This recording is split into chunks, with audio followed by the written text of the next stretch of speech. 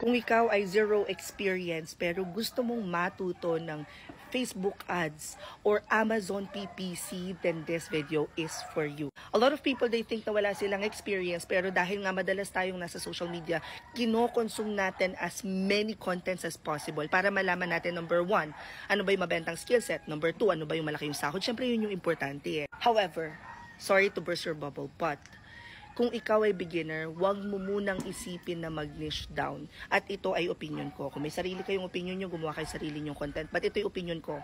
Because kapag hindi mo nalalaman yung pinakang buod, yung pinakang basics, paano ka ngayon mag-focus sa specialization? Halimbawa, bakit Facebook ads lang ang gusto mong matutunan? Samantalang mas maganda kung marunong kang mag-run ng ads sa Google, sa Instagram, sa other platforms.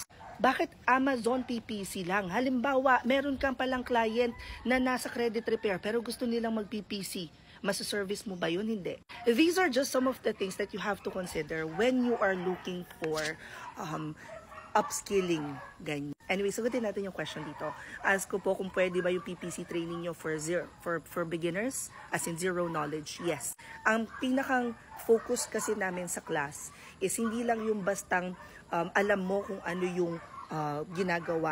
Kaya kami nag-offer ng mga may internship. It's because we want to be able to make sure na bukod sa alam mo yung basic technical aspect of things, alam mo rin kung paano siyang gagawin. After the internship, you guys will join the application book session kung saan tuturuan ko naman kayo kung paano mag-apply.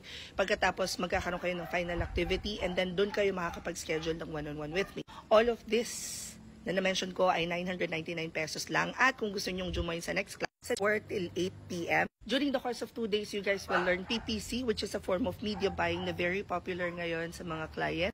And super beginner friendly siya because pag-uusapan nyo from zero experience, terminologies, strategies na pwede nyong gamitin sa mga clients nyo. Depende sa kung anong handle nyo na account. If you guys want to join the next training, i-click nyo lang tong link sa bio ko. Pag di nyo nakiklik yan, copy and paste sa Chrome. Kung nasa Instagram ko naman kayo, ito yung i-click nyo. Kung hindi kayo magkaigi sa TikTok link at saka sa Instagram, punta kayo sa Facebook, hanapin nyo tong video na to at nasa caption mismo yung link. Kung nasa YouTube naman kayo, nasa description box lang. You will then be taken to this page, i-hover nyo lang siya pataas, pagkatapos makikita nyo open classes, tapos eto siya, PPC Media Buying, 999 pesos lang siya. Pag-click nyo nun, nandun na lahat ng detalye, yung forms na ipapadala, yung bayad and all. Guys, just a heads up, please make sure na basahing maigi, make reading a habit.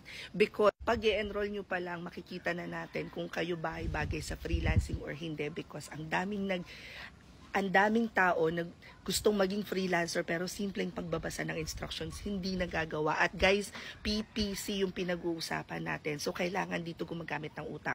Anyway, hope this helps. Comment any questions you guys have about working from home. Follow for more work from home chismis. Bye!